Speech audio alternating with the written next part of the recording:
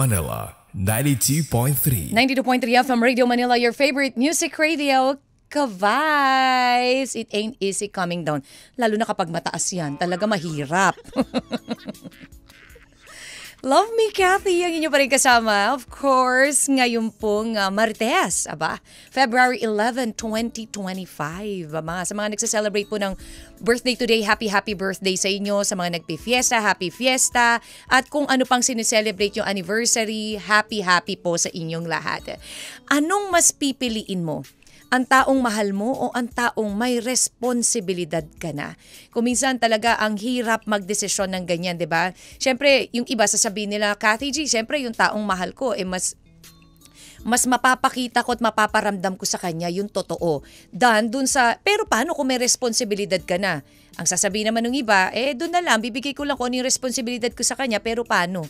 Kung hindi ko naman mahal, pipilit ko ba? Mga ganung sitwasyon, ka-vibes. Naku, abangan nyo na po ang ating letter na babasahin ko na. In just a short while, coming from Miss Travel. Naku, magta-travel tayo around the world. Ang aming pong FB page, FM Radio Philippines. Ayan, ihanda nyo na po, i-post nyo na po dyan ang inyong mga pang-essay, pambato, panlaban na sagot. Or you may text in po sa 0954-406-1967. Tayo po ay napapakinggan din sa 102.3 Baguio and 97.5 Jensen, and saying hello to John Paulo D. Lim, and also saying hello sa iSight Auditors at IT, ang mga Mega World Auditors and IT. Kamusta kayo dyan sa Mega World, especially to Arnold.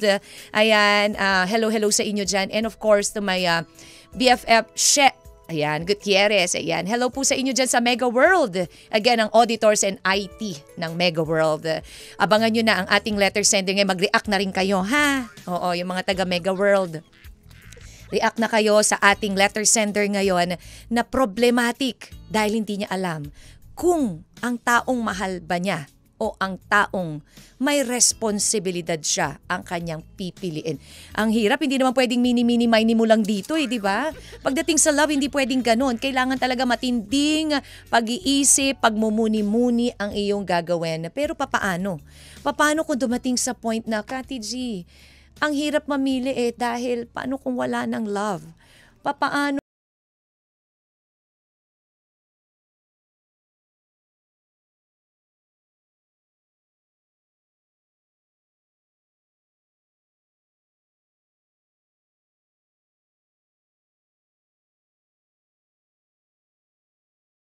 Love Letter.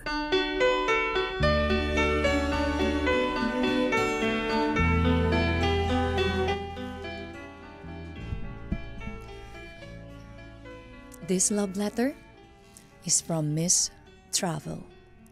Dear Kathy G, magandang hapon sa iyo at sa lahat ng nakikinig ng Love Me, Kathy. Tawagin mo na lang akong Miss Travel. I work as a travel assistant at married with kids.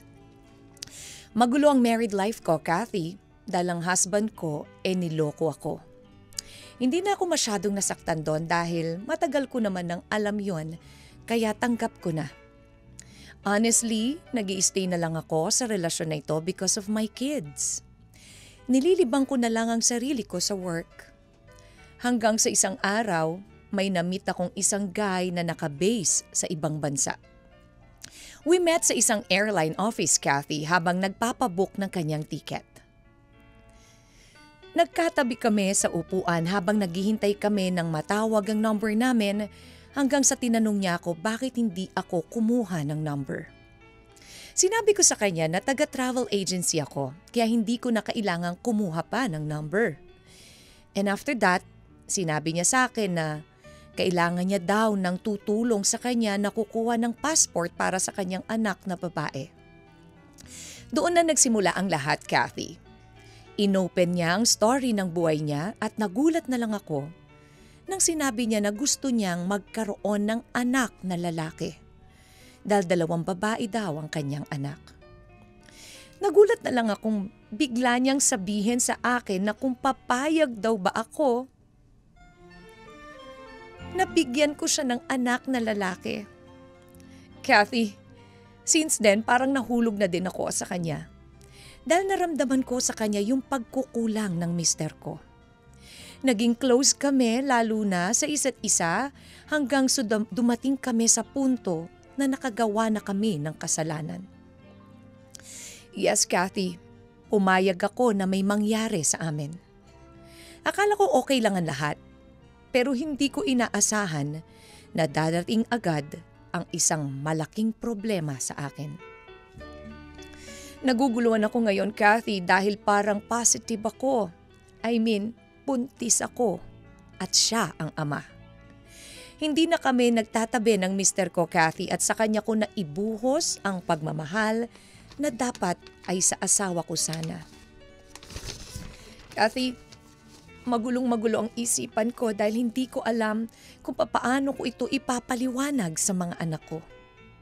Hindi ko rin alam paano ito tatanggapin ng asawa ko sa sandaling sabihin ko sa kanya ang katotohanan. Sinabi ko ang kalagayan ko kay Mr. Guy. Pero sinabi niya na huwag ko daw ipalaglag dahil susustentuhan niya daw kami. Naguguluhan na ako, Kathy, dahil nawala na rin ang pagmamahal ko sa asawa ko. At pakiramdam ko na ibuhos ko na lahat kay Mr. Kai. Gulong-gulo po ang isipan ko ngayon, Kathy. Sana po ay matulungan niyo ako. Hanggang dito na lamang. And thank you so much for reading my letter. Aantayin ko po ang inyong mga payo at sana huwag niyo naman po akong husgahan ng todo. God bless you all and more power. Umaasa at nagmamahal, Miss.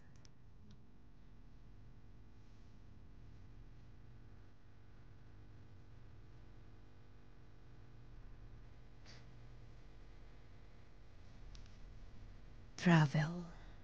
Talaga mapapatravel ka sa kaduluduluhan ng mundo, ha? Baka hanggang Pluto pag nalaman pa ng asawa mo yung pinagagawa mo, te.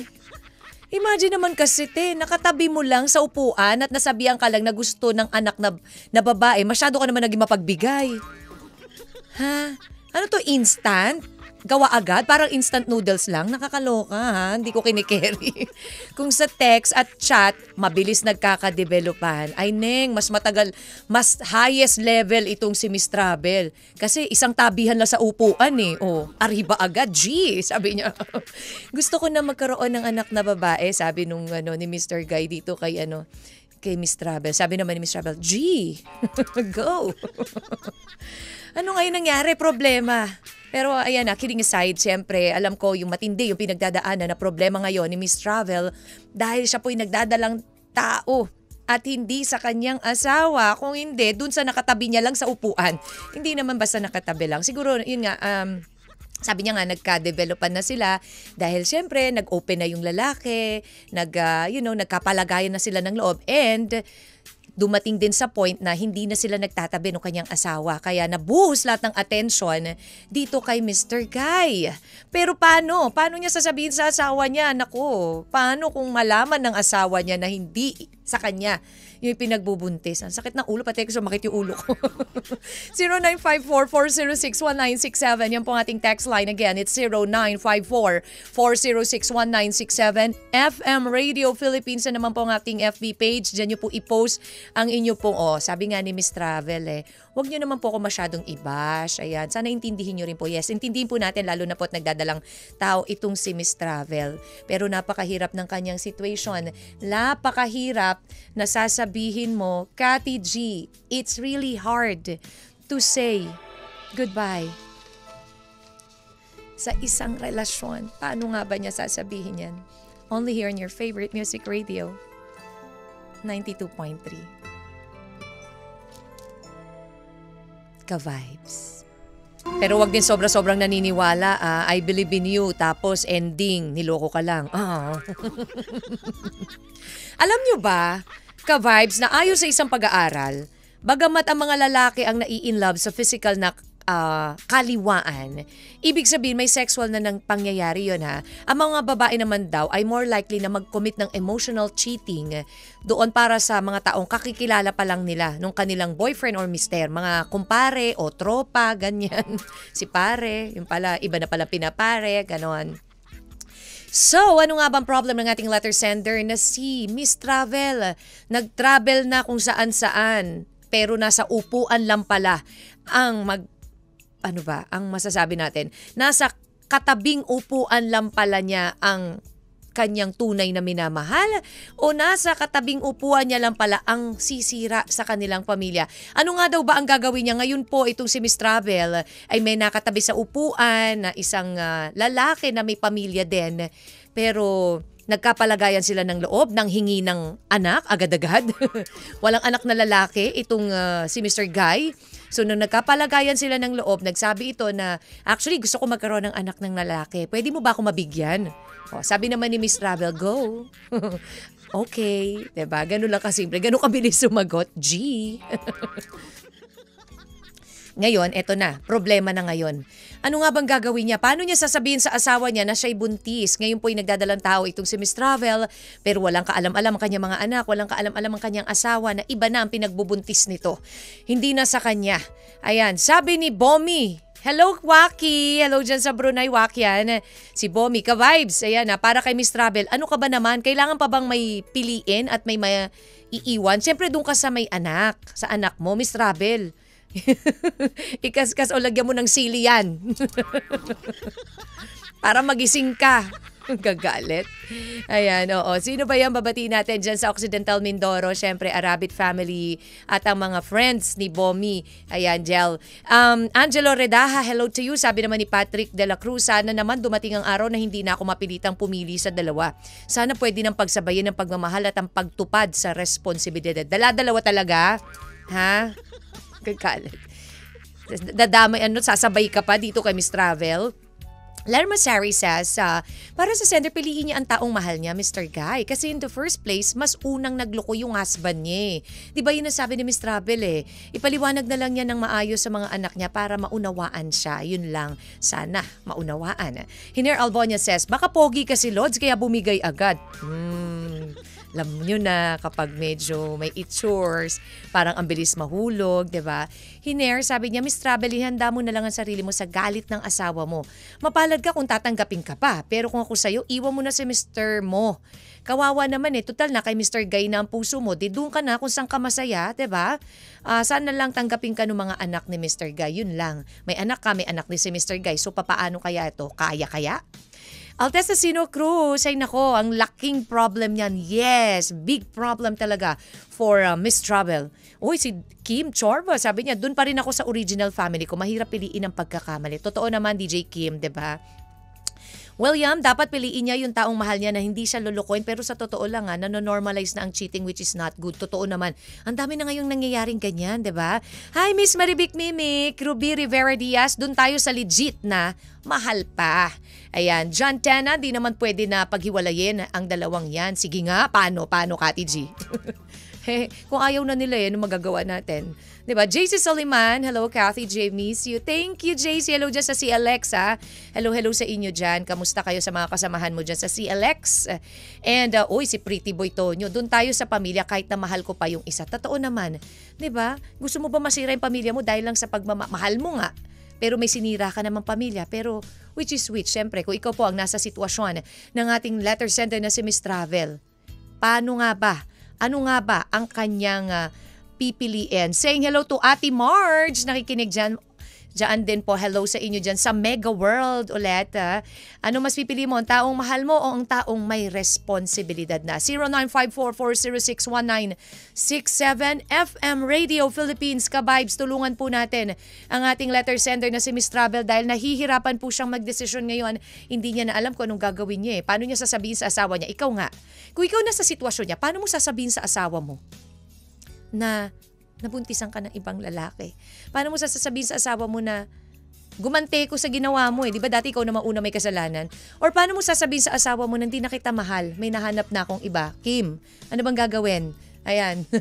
Tayo po napapakinggan din sa 102.3 Baguio and 97.5 Jensan. Ka-vibes, tuloy-tuloy lang po ang ating tugtugan dito sa Love Me Kathy sa 92.3 FM Radio Manila. Your favorite music radio.